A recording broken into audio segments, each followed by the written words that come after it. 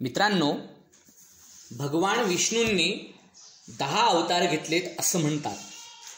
त्या दशावताराची ही गोष्ट ऐका तर मग. पृथ्वी माता म्हणजे भूदेवी एकदा भगवान विष्णूंना भेटण्यासाठी वैकुंठाला आली. तेव्हा तिचा चेहरा अत्यंत उद्विग्न दिसत होता आणि डोळ्यात अश्रू होते. भगवान विष्णूंनी तिची समजूत काढण्याचा बराच प्रयत्न केला. ते म्हणाले, भूदेवी, तू इतकी दुःखी का बरं आहेस? सर्व चराचर सृष्टी, पशु पक्षी, मानव हे सगळे तुझ्यामुळे तर जीवित आहेत. तुझ्या हृदयात खूप सोशिकता, धीर आणि ममता भरलेली आहे. सर्वजण तुला पायदळी तुळवतात, पण तरीही तुझ्या चेहऱ्यावर स्मितहास्य कायमच विलसत असतं. तू त्यांना अन्न, वस्त्र, निवारा पुरवतेस. मग असं असताना तुला कसला त्रास आहे सांग? परमेश्वरा, भूदेवी हुंदके देत म्हणाली, माझ्यावरचं ओझं कित्येक पटींनी वाढलं आहे. जगात सज्जनांपेक्षा दुर्जनांची संख्या वाढत चालली आहे. हे लोक खोटारडे आहेत. सतत दुसऱ्याला फसवतात, मुक्या प्राण्यांची हत्या करतात, आजूबाजूंच्याच लोकांचा छळ करतात. अगदी स्त्रिया आणि मुलांना सुद्धा सोडत नाहीत. त्यांची हाव अमर्याद होत चालली आहे. भरीसभर म्हणून कधी कधी ही अशी दुर्जन माणसं ब्रह्मदेवाची अथवा शंकराची आराधना करून त्यांच्याकडून वरदान प्राप्त करून घेतात. आणि हा अनाचार जर असाच सुरू राहिला तर एक दिवस माझी सगळी सहनशक्ती संपुष्टात येईल. मग या जगाचा अंत ओढवेल. तुम्हीच आता मला या मदत करा. भगवान विष्णू स्मितहास्य करून म्हणाले, होय होय भूदेवी, तू जे काय सांगते आहेस ते माझ्या ध्यानात आलंय. मी तुला एक वचन देतो. जेव्हा पृथ्वीवर दुराचार वाढेल, सत्कर्मांपेक्षा दुष्कर्मांचा भार जास्त होईल, तेव्हा मी पृथ्वीवर अवतार घेईन आणि जगातील चांगल्या गोष्टींचं रक्षण करेन. परमेश्वरा, असे एकूण किती अवतार असतील? 10. भगवान विष्णू म्हणाले. त्यांना दशावतार असं संबोधलं जाईल. मी जेव्हा अवतार घेऊन पृथ्वीवर येईन तेव्हा मी मर्त्य म्हणून जन्म घेईन आणि मला मरण सुद्धा प्राप्त होईल. त्यापैकी काही अवतारांमध्ये माझी पत्नी सुद्धा जन्म घेऊन मला साथ देईल. या अवतारांमध्ये मी असुरांशी युद्ध करीन, दुष्टांचं निर्दालन करीन. हे अवतार कशा प्रकारचे असतील? तेव्हा पहिला मत्स्यावतार असेल. मी एक मत्स्य म्हणून जन्म घेईन. जेव्हा पृथ्वीवर जलप्रलय होऊन सर्व पृथ्वी जलमय होईल तेव्हा मत्स्यावतारात जन्म घेऊन मी तिचं रक्षण करीन. दुसरा कुर्मावतार असेल. तेव्हा मी कासवाच्या रूपात येईन. समुद्र मंथनाच्या वेळी मी भूमिका निभावेन. माझा तिसरा अवतार म्हणजे वराहावतार असेल. या अवतारात एका वराहाच्या रूपात मी हिरण्यक्ष असुराचा निपात करून पृथ्वीचं रक्षण करेन. चौथ्या अवतारात मी नरसिंहाच्या रूपात प्रकट होऊन हिरण्यकश्यपूचा वध करीन. त्यानंतर मी वामनावतार घेऊन महाशक्तिशाली बळीचा पाडाव करीन.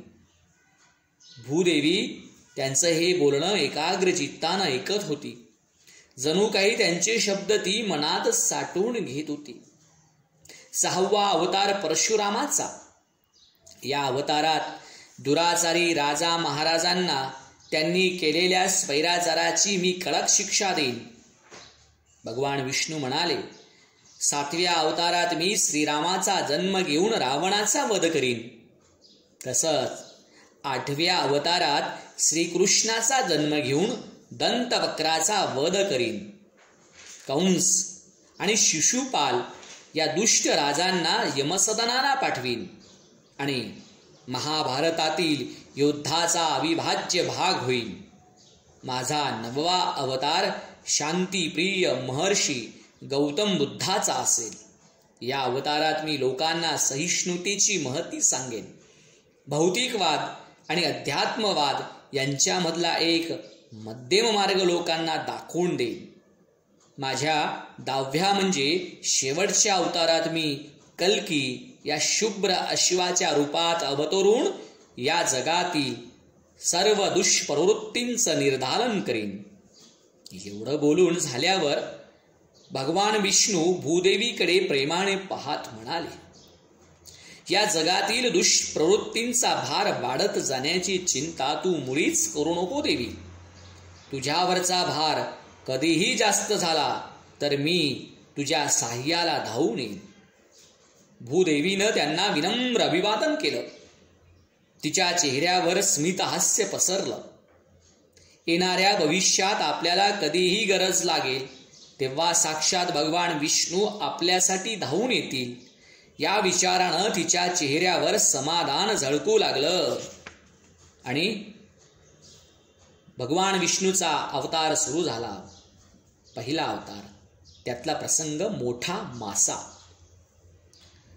ब्रह्मदेवानं जो पहिला माणूस निर्माण केला त्याचं नाव होतं मनू. आपण सर्वजण त्याचेच वंशज आहोत असं म्हणतात.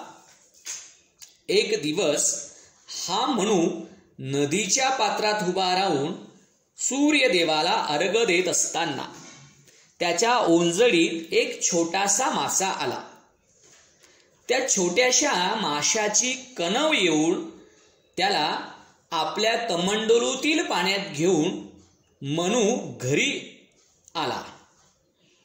दुसऱ्या दिवशी सकाळी पाहिलं तर काय गंमत पहा, तो मासा आकाराने खूपच मोठा होऊन पाण्यानं भरलेल्या भांड्यातून बाहेर डोकावत होता. मग म्हणून त्याला बाहेर नेऊन घराजवळच्या एका पाण्याच्या साठ्यात सोडलं. पण गंमत बघा, पण केवळ एकाच दिवसात तो मासा वाढून फारच मोठा झाला. तो मासा ज्या वेगाने वाढत होता ते पाहून मनू आश्चर्यचकित झाला. त्यानं त्याला त्या पाण्याच्या साठ्यातून बाहेर काढून जवळच्या एका तळ्यात नेऊन सोडलं. पण काही दिवसातच ते तळ सुद्धा त्या माशाला अपुरं पडू लागलं. अखेर त्या माशाची रवानगी नदीत आणि तिथून पुढे समुद्रात करण्यात आली. पण तरीही तो मासा आकारानं वाढतच चालला होता. अखेर म्हणून त्याला विचारलं, बाबा रे, तू आहेस तरी कोण? मी विष्णू आहे, मी विष्णू आहे, तो मासा म्हणाला. आता लवकरच पृथ्वीवर एक महाभयंकर संकट ओढवणार आहे. त्याविषयी तुला सावध करण्यासाठीच मी आलोय. लवकरच हे सर्व जग पाण्याखाली बुडणार आहे. त्यामुळे तुला जेवढ्या काही बिया, रोप, पशु, पक्षी, पुरुष, स्त्रिया व मुलं, पवित्र धर्मग्रंथ जमा करता येतील तेवढे कर. मग एक खूप मोठी नौका बांधून त्यात या सर्वांना बसव आणि जगात पूर आला की एका दोरखंडानं ती नौका माझ्या कल्ल्यांना घट्ट बांध. मग मी तुम्हा सर्वांना एका सुरक्षित ठिकाणी नेईन. पाणी ओसरल्यावर तू संपूर्ण जगाची पुनर्निर्मिती करू शकशील. मग सर्वजण तुझ्या उल्लेख मानव जातीचा पिता असा करतील. तुझं मनुकुल सदोदित सर्वांच्या स्मरणात राहील. अशा प्रकारे प्रलय आल्यावर विष्णूनं मनूसह नौकेतील सर्वांना एका सुरक्षित स्थळी नेऊन पोचवलं. मग तो हयग्रीवाच्या शोधात गेला व त्यानं त्याचा वध केला. भगवान विष्णूंनी वेदांना सुद्धा सुरक्षित ठेवलं. त्यानंतर ते वेद नव्या युगाचे व पुढील पिढ्यांचे मार्गदर्शक बनले. ही कथा अनेक धर्मग्रंथांमध्ये आणि पुराणांमध्ये विविध रूपात पाहायला मिळते. मित्रांनो, कॅस्पियन सीमध्ये नोआहाच आर्क ही कथा घडल्याचा उल्लेख आहे. ती कथा सुद्धा या मनूच्या कथेशी मिळती जुळती आहे. भारतातील आख्यायिकेनुसार कॅस्पियन सी म्हणजे प्राचीन भारतातील काश्यप ऋषींच्या नावावरून ज्या समुद्राचं नाव पडलं तो काश्यप समुद्र होय. आता भगवान विष्णूंचा दुसरा अवतार महामूर्ती वामन. आता प्रल्हादाचा नातू म्हणजे बलाढ्य असुर राजा बळी हा होता. याच्या अंगच्या शक्तीमुळे अनेकदा याचा उल्लेख महाबली असा केला जातो. त्याच्या पूर्वजांपेक्षा तो स्वभावानं खूप वेगळा होता. असुर असूनही तो स्वभावानं सत्शील होता, कनवाळू होता आणि त्याच्या प्रजेचं हित पाहणारा होता. बळीच्या या गुणांमुळेच त्याच्या राज्याचा विस्तार दिवसेंदिवस वाढत चालला होता. त्याची कीर्ती सर्वदूर पसरत चालली होती. त्यामुळे देवांचा राजा असलेल्या इंद्राला चिंता वाटू लागली होती. बळीनं जर कधी देवांवर हल्ला चढून आपलं सिंहासन बळकावण्याचं ठरलं तर काय होईल, या विचारानं इंद्र घाबरला होता. जर कधी खरोखर अशी वेळ आलीच तर आपण बळीचा पाडाव करूच शकणार नाही, याची इंद्राला पुरेपूर खात्री होती. पण शेवटी ज्या गोष्टीची भीती होती तेच झालं. दशकामागून दशकं लोटली. हळूहळू बळीचा स्वभाव बदलला. तो दुराभिमानी आणि उन्मत्त बनला. त्याची दुष्कर्म वाढू लागली. अखेर या बळीला असा काही धडा शिकवायचा जो बळी कधीही विसरू शकणार नाही, असं भगवान विष्णूंनी ठरवलं. बळीचं एक वैशिष्ट्य म्हणजे तो अत्यंत दानशूर होता आणि यज्ञ करत असताना आपल्याकडे आलेल्या कोणत्याही याचकाला कधीच विनमुख पाठवायचं नाही, असा त्यानं पण केला होता. ही गोष्ट सर्वांनाच माहिती होती ना. त्यामुळं विष्णू वामनावतार धारण करून बळीचा यज्ञ चालू असताना तिथे जाऊन पोहोचले. बळीनं वामनाची बटू मूर्ती म्हणजे छोटी मूर्ती पाहून ती आपल्या दिशेने चालताना येत पाहिली. त्यानं लगेच वामनाला आसन ग्रहण करण्याची विनंती केली आणि वामन म्हणाला, बळी महाराज, अहो, तुमच्या दानशूरपणाची ख्याती माझ्या कानावर आली आहे. त्यामुळेच मी तुमच्याकडे याचना करण्यासाठी आलो आहे. हे वामना, तुझी काय इच्छा आहे ते मला सांग. मला जे काही शक्य असेल ते मी नक्की करीन. माझी इच्छा तशी साधीच आहे, पण तरी ती तुम्ही नक्की पूर्ण कराल असं वचन मला तुमच्याकडून हवं आहे. बळी स्मित हास्य करत म्हणाला, दिलं वचन. हो, मग तसं असेल तर मला तुमच्याकडून फक्त 3 पावलं जमीन हवी आहे आणि तीही माझ्या पावल्याएवढी. वामनाचा हा मागण्याचा संदर्भ ऐकल्यावर त्याचे ते शब्द ऐकताच बळीला हसू अनावर आलं. त्यानंतर कितीतरी वेळ त्या कल्पनेने तो हसतच होता. एवढीशी जमीन हवी आहे याला. वामना, अरे याहून जास्त काहीतरी माग ना. अरे बाबा, मी एक सम्राट आहे. माझ्याकडून देणगी मागायची तर जरा माझ्या या पदाला शोभेल अशी तरी ती माग ना. तू किती छोटा, अरे तुझी पावलं किती छोटी, त्यात कितीतरी जमीन येणार आहे. त्यावर वामन नतमस्तक होऊन नम्रपणे म्हणाला, महाराज, तुमच्या दानशूरतेबद्दल मी ऐकून आहे, पण मला माझ्या मर्यादा माहिती आहेत. अहो, तुमच्यासारख्या सम्राटाच्या दृष्टीने माझी ही मागणी फारच क्षुल्लक असेल तर मला मात्र क्षमा करा. बळीचे गुरु होते शुक्राचार्य. तेही त्या ठिकाणी उपस्थित असताना हा संवाद ते ऐकत होते. ते अतिशय हुशार होते. यात कुठेतरी नक्की पाणी मुरतंय हे त्यांना जाणवलं. हा वामन जसा दिसतो आहे तसा तो खरा नाही हे बळीच्या लक्षात लगेच आलं. बळीला जवळ बोलावून ते म्हणाले, महाराज, कृपा करून वामनाची ही विनंती मान्य करू नका. मला खूप अस्वस्थ वाटत आहे. मला वाटतं देवांची तुमच्याशी प्रत्यक्ष सामना करण्याची हिंमत नसल्यामुळंच त्यांनी ही अशी काहीतरी क्लृप्ती लढवली असावी. तुमचा गुरु आणि हितचिंतक या नात्यानं मी तुम्हाला हे सांगू इच्छितो की तुम्ही वामनाचं हे बोलणं मुळीच मान्य करू नका.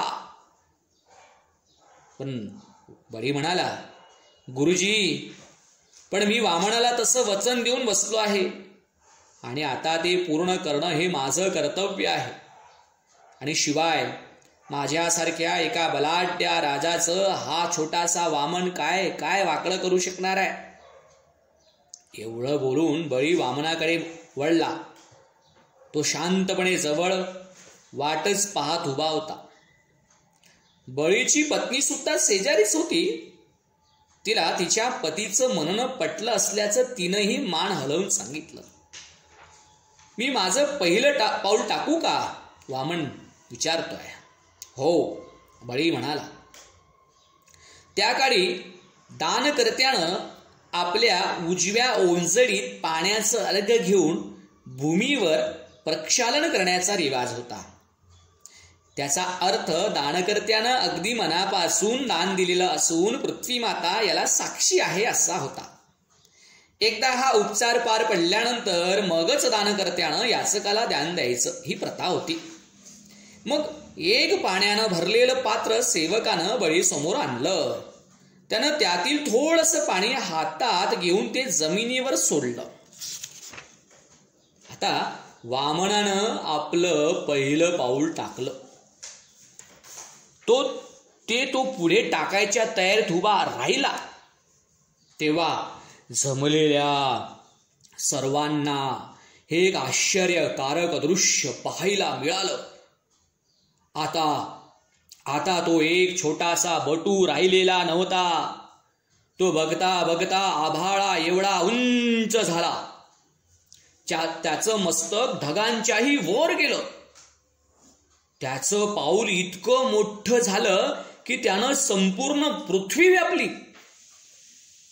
ही संपूर्ण पृथ्वी माझी झाली असे उद्गार काढून वामन पुन्हा एकदा आपल्या मूळ लहान रूपात परत आला. बळी भयचकित झाला, हतबुद्ध झाला. त्यानं प्राप्त केलेलं सगळंच राज्य त्याच्या हातून गेलं होतं. गुरुजींचं म्हणणं योग्यच होतं. हा काही साधा सुदा बटू नव्हता. त्याच्या मनात एक विचार चमकून गेला. हे भगवान विष्णू तर नसतील? महाबली, मी माझं पुढचं पाऊल कुठे टाकू? वामनानं विचारलं. आभाळात असं म्हणून बळीनं पुन्हा ओंजळवर पाणी उचलून हाताच्या ओंजळीतून जमिनीवर सोडलं. वामनाचा आकार परत वाढत गेला आणि त्यानं एक पाऊल टाकून आकाश व्यापून टाकलं. तसं झाल्यावर बळीकडे देण्यासारखं काही शिल्लकच उरलं नाही ना. आता वामन परत पूर्वीच्या रूपात परत प्रकट झाला. आता मी माझं तिसरं पाऊल कुठे टाकू? आता मात्र शुक्राचार्यांना अस्वस्थ बसवेना. ते तत्काळ डासांचं रूप घेऊन पाण्याच्या झारीत शिरले. त्यांनी जलपात्रात प्रवेश करून पात्राच्या मुखाशी पाणी बाहेर पडण्यासाठी ठेवण्यात आलेलं सूक्ष्म छिद्र बंद करून टाकलं. आता जलपात्र तिरकं करून सुद्धा त्यातून पाणी बाहेर येणं शक्य नव्हतं. बळीला अर्थातच आपल्या गुरुजींच्या या करामतीची कल्पना नव्हतीच. तो वामनापुढे नतमस्तक होऊन म्हणाला, तुम्ही तर साक्षात भगवान विष्णू आहात, यात काहीच संशय नाही. माझे चुलत खापर पंजोबा हिरण्याक्ष यांच्या काळात तुम्ही वराह रूपात प्रकट झाला होता. त्यानंतर तुम्ही माझे आजोबा हिरण्यकश्यपू यांनाही दर्शन दिलं आणि माझे आजोबा भक्त प्रल्हाद यांना तुम्ही नरसिंहाच्या स्वरूपात दर्शन दिलं. समुद्र मंथनाच्या वेळी कुर्मावतार धारण करून मदतीला धावून आलात. आता या वामनावतारात मला दर्शन देऊन तुम्ही मला आशीर्वाद दिला आहे. तुमच्या 4 अवतारांच्या वेळी माझे कुटुंबीय उपस्थित राहू शकलं हे तर आमचं परम भाग्यच आहे. तुम्ही तुमचं 3रं आणि शेवटचं पाऊल माझ्या मस्तकावर ठेवावं अशी मी तुम्हाला विनंती करत आहे. एवढं बोलून बळीनं त्या जलपात्रातील पाणी आपल्या हाताच्या ओंजळीत घेण्याचा प्रयत्न केला, पण डासांच्या रूपात शुक्राचार्यांनी पाणी अडवून ठेवल्यामुळे ते पात्राबाहेर येईना. वामनानं देखील बुद्धी चातुर्य वापरून पात्रावर ज्या ठिकाणी पाणी बाहेर येण्यासाठी छिद्र ठेवण्यात आलं होतं तिथे बाहेरून एक छोटीशी काटकी खुपसली आणि शुक्राचार्यांच्या डोळ्यात ती काटकी गेली.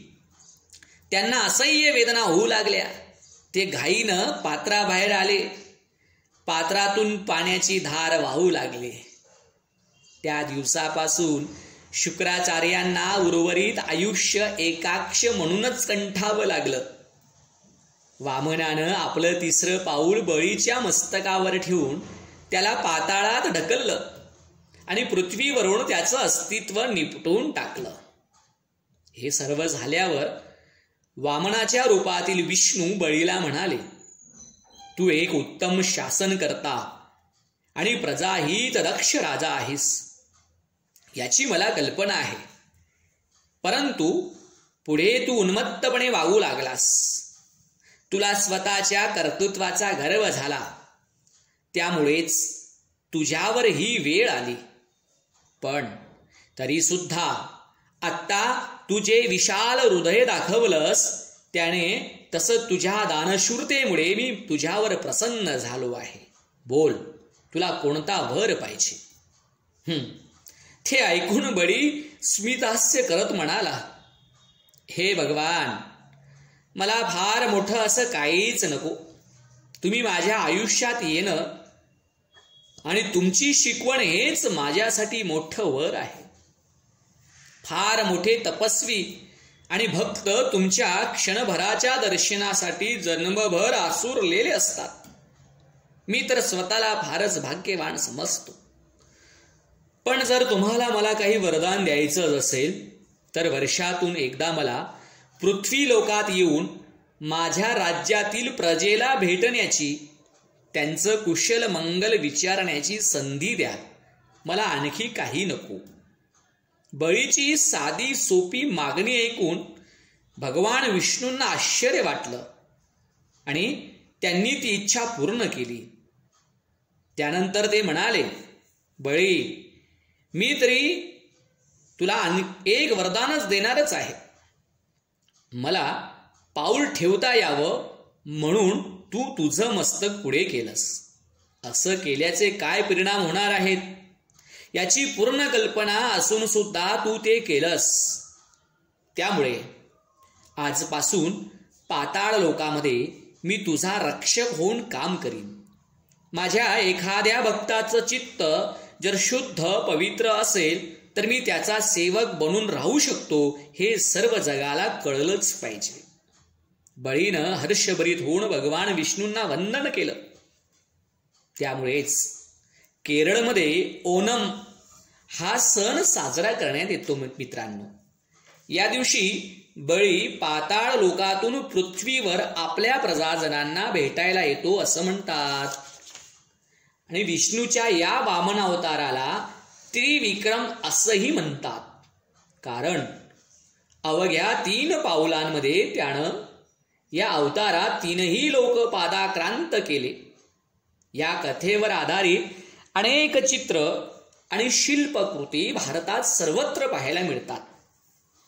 बदामी येथील लेण्यांमध्ये 3 क्रमांकाच्या गुहेत ही कथा दगडांमध्ये कोरलेली आपल्याला पाहायला मिळते. कशी होती वामन अवताराची कथा?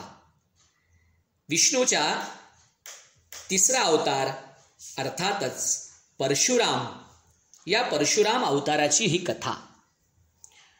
खूप खूप वर्षापूर्वी एक अत्यंत विद्वान ऋषी होऊन गेले. हो, त्यांचं नाव जमदग्नी. ते अत्यंत तापट स्वभावाचे म्हणून प्रसिद्ध होते. ते अरण्यात एका लहानशा पर्णकुटीत राहून अत्यंत साधं जीवन व्यतीत करत. रेणुका ही सुंदर राजकन्या राजधानीत असलेल्या आपल्या राजवाड्यात राहत होती.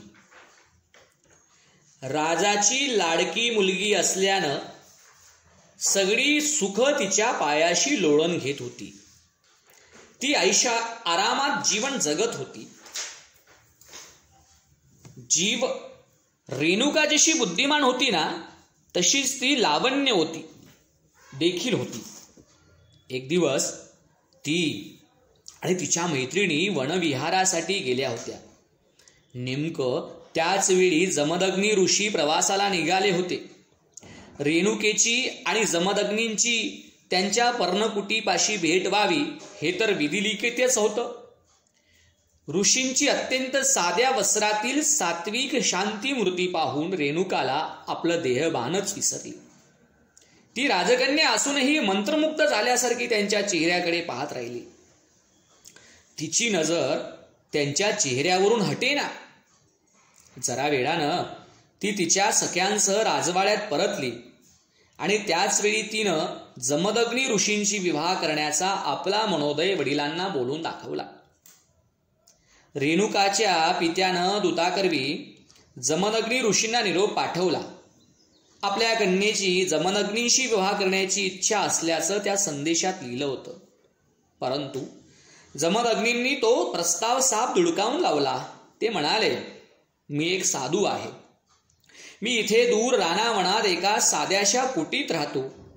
इथं कोणत्याही सुखसोयी नाहीत, ऐशोआराम नाही. माझा सगळा वेळ ध्यानधारणेत जातो. माझं सगळं मन अध्यात्माच्या ज्ञानसाधनेत वेगळं असतं.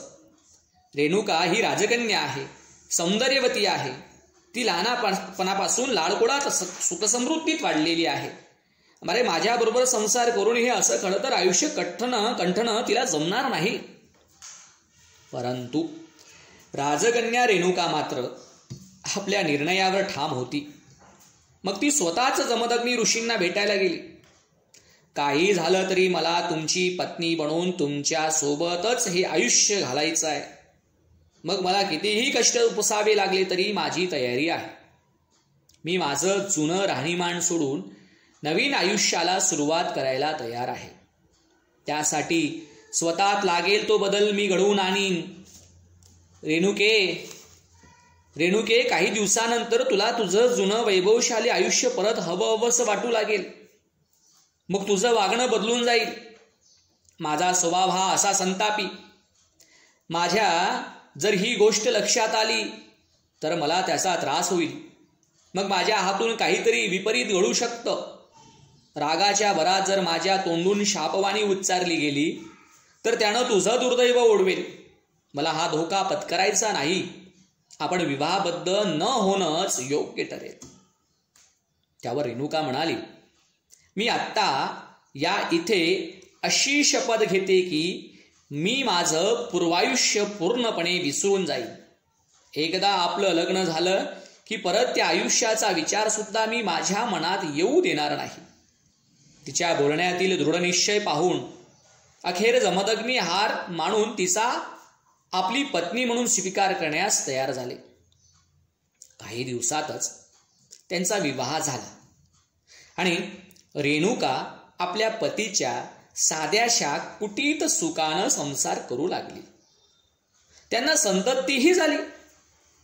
त्यांचा पहिला पुत्र म्हणजेच परशुराम, तो आपल्या आई वडिलांच्या आज्ञेचं पालन करणारा अत्यंत सुस्वभावी मुलगा होता. परंतु तोही आपल्या वडिलांप्रमाणे कोपिष्ट स्वभावाचाच होता. एक दिवस रेणुका जवळच्या नदीवर पाणी भरायला गेलेली असताना तिनं एक गंधर्व आणि एक अप्सरा या प्रेमी युगलाला प्रणय क्रीडा करताना पाहिलं.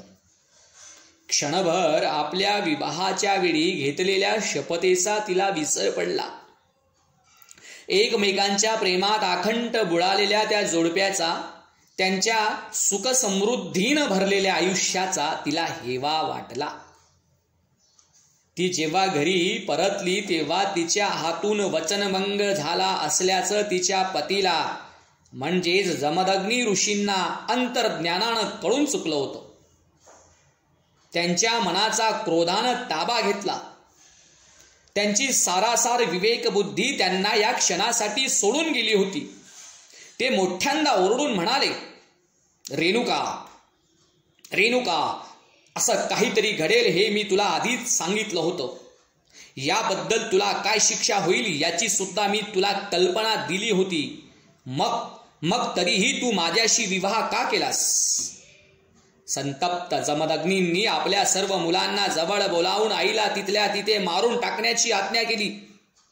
पण कोणत्याही मुलानं त्यांच्या त्या आज्ञेचं पालन केलं नाही. तेवढ्यात मोठा मुलगा परशुराम घरी पोहोचला. घरातील वातावरणातला ताण त्याला जाणवला. तो म्हणाला, काय झालं? त्यावर जमदग्नी म्हणाले, बेटा, तू मला मदत करशील का? अर्थातच करीन. तुम्ही मला फक्त आज्ञा करा. तुमची जी काही इच्छा असेल तिचं मी पालन करीन. तू आत्ताच्या आत्ता तुझ्या मातेचा वध कर, जमदग्नी परशुरामास म्हणाले. मोठ्या नाईलाजानं आपल्या पित्याच्या आज्ञेचं पालन करून परशुरामानं रेणुका मातेचा वध केला. त्यानं आपल्या आज्ञेचं पालन केलेलं पाहून शांत झालेले जमदग्नी ऋषी त्याला म्हणाले, पुत्रा, हे करणं तुझ्यासाठी किती कठीण होतं याची मला पूर्ण कल्पना आहे. मला तुझी एखादी इच्छा सांग, मी ती पूर्ण करीन. त्यावर परशुराम म्हणाला, माझ्या मातेला तुम्ही जीवित करा, परंतु या संपूर्ण दुःखद घटनेची स्मृती तिच्या मनातून कायमची पुसून टाका. माझं फक्त एवढंच मागणं आहे. जमदग्नींच्या चेहऱ्यावर स्मितहास्य पसरलं. त्यांनी परशुरामाची इच्छा पूर्ण करून रेणुकेला जिवंत केलं. या घटनेला पुष्कर वर्ष लोटली. एक दिवस जमदग्नी तपश्चर्येला बसलेले असताना त्या प्रदेशाचा राजा कार्त्यवीर्य अर्जुन त्यांची भेट घेण्यासाठी त्यांच्या आश्रमात आला. हा राजा स्वभावानं निर्दय होता, ही गोष्ट सर्वांनाच माहिती होती. त्याच्या या निर्दयी स्वभावाविषयी जमदग्नी ऋषी जाणून होते, परंतु तरी सुद्धा त्यांनी त्या राजाचा आणि त्याच्या लवाजम्याचा आश्रमात यथोचित आदर सत्कार केला. एका ऋषींनी आपलं व आपल्या लवाजम्याचं आश्रमात इतक्या थाटामाटात स्वागत करावं हे पाहून राजा आश्चर्यचकित झाला. तो म्हणाला, मुनिवर, तुम्ही माझं आणि माझ्या माणसांचं इतक्या थाटामाटात कसं काय स्वागत करू शकलात? त्यावर जमदग्नी म्हणाले, माझ्याकडे एक विस्मयकारक गोमाता आहे. ती स्वर्गीय कामधेनूची पुत्री नंदिनी आहे. तिच्याकडे आम्ही जी काही इच्छा व्यक्त करू ती इच्छा ही नंदिनी पूर्ण करते. पण आम्ही आमच्या दैनंदिन गरजा पूर्ण करण्यासाठी तिचा वापर कधीही करत नाही. मी, माझे कुटुंबीय व माझे शिष्य अत्यंत साधेपणानं राहतो. आधी धनसंचय करत नाही. आमची काहीही मालमत्ता नाही. ज्याची गरज नाही अशी कोणतीच गोष्ट आम्ही विकत घेत नाही. कशाचाही साठा करून ठेवत नाहीत. परंतु जेव्हा तुमच्यासारखे सन्माननीय अतिथी आमच्या आश्रमाला भेट देतात तेव्हा त्यांच्या आदर सत्कारासाठी आम्ही नंदिनीची मदत घेतो.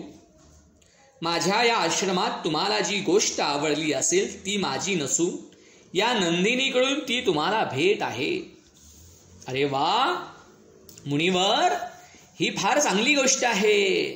राजा कार्तवीर्य अर्जुन वरकरणी आनंद व्यक्त करत म्हणालाय. पण मनातून त्याला जमदग्नी ऋषींबद्दल असूया वाटू लागली होती. ही गाय मला मिळायला हवी. युद्धाच्या काळात ही कितीतरी उपयोगी पडेल. माझ्या सैन्याला जे काही लागेल तेही पुरवेल. तो मनात विचार करू लागला. राजा कार्तवीर्य अर्जुन जमदग्नी ऋषींकडे वळून म्हणाला, तुम्ही ही नंदिनी मला द्याल का? तुम्हाला इथून पुढे ज्या ज्या गोष्टींची गरज लागेल ती मी पूर्ण करीन. जमदग्नी त्यावर नकारार्थी मान हलवत म्हणाले, महाराज, कोणत्याही भौतिक गोष्टींच्या प्राप्तीसाठी या नंदिनीचा वापर करणं योग्य नाही. ती केवळ एखाद्या ऋषींच्या आश्रमातच राहू शकते. राजा आपल्या राजधानीला परतला, पण तो मनातून खूप नाराज झाला होता. घरी परतल्यावर त्यानं आपल्या कुटुंबियांना बोलावून जमदग्नी ऋषींच्या आश्रमातील त्या विस्मयकारी गोमातेविषयी सांगितलं. मग त्याच्या मुलांनी त्या आणि सेनापतीनं ठरवलं, आता काहीही झालं तरी ती गोमाता मिळवायचीच. राजाच्या सैन्यानं जमदग्नीच्या आश्रमावर हल्ला करून नंदिनी गाईला पळवून नेलं. जमदग्नींनी त्यांना अडवण्याचा प्रयत्न करताच त्यांनी जमदग्नींना ठार मारलं. नेमका त्यावेळी परशुराम काही कामासाठी बाहेर गावी गेला होता. तो आश्रमात परत येताच त्याला आपली शोकविव्हल आई आणि भाऊ दिसले. त्याला घडलेली हकीकत समजताच त्यानं आपला परशु हातात घेतला. त्या मदोन्मत्त कार्तवीर्य अर्जुनाला आणि त्याच्यासारख्या उद्दाम आणि क्रूर शासनकर्त्यांना ठार मारलं. त्या दिवसापासून लोक त्याला परशुराम म्हणून ओळखू लागले. त्याचं अस्त्र परशु किंवा कुऱ्हाड हे होतं. त्यानं एकूण 16 वेळा जग जिंकलं. आपण जिंकलेली जमीन आणि धनधान्य त्यानं साधू पुरुषांना वाटून टाकलं. परशुराम हा स्वतः भगवान विष्णूंचा अवतार होता. सीता स्वयंवराच्या वेळी तो भगवान विष्णूंच्या आणखी एका अवताराला म्हणजे प्रभू श्रीरामांना भेटला. सीता स्वयंवरासाठी शिवधनुष्याची प्रत्यंचा ताणून त्याला बाण लावण्याचा पण ठेवण्यात आला होता. जेव्हा श्रीरामांनी ते शिवधनुष्य उचलताच ते त्यांच्या हातातच भंग पावलं, तेव्हाच आपलं या पृथ्वीवरचं अवतार कार्य संपुष्टात आलं. हे परशुरामानं ओळखून ते महेंद्र पर्वतात तपस्सेसाठी निघून गेले. श्वेत अश्ववाह कल्कीचा अवतार. कल्कीला भगवान विष्णूंचा शेवटचा अवतार म्हणतात. या जगातील सत्प्रवृत्तींपेक्षा दुष्प्रवृत्तींचं प्रमाण वाढून त्यांचा समतोल ढळेल तेव्हा पुन्हा एकदा साक्षात भगवान विष्णू पांढऱ्या अश्वावर स्वार होऊन हाती तडपती तलवार घेऊन या पृथ्वी तलावर अवतरतील. ते पृथ्वीवरील तमाचा ऱ्हास करून नव्या युगाची सुरुवात करतील असं मानलं जातं. हा अवतार अजून यायचा बाकी आहे.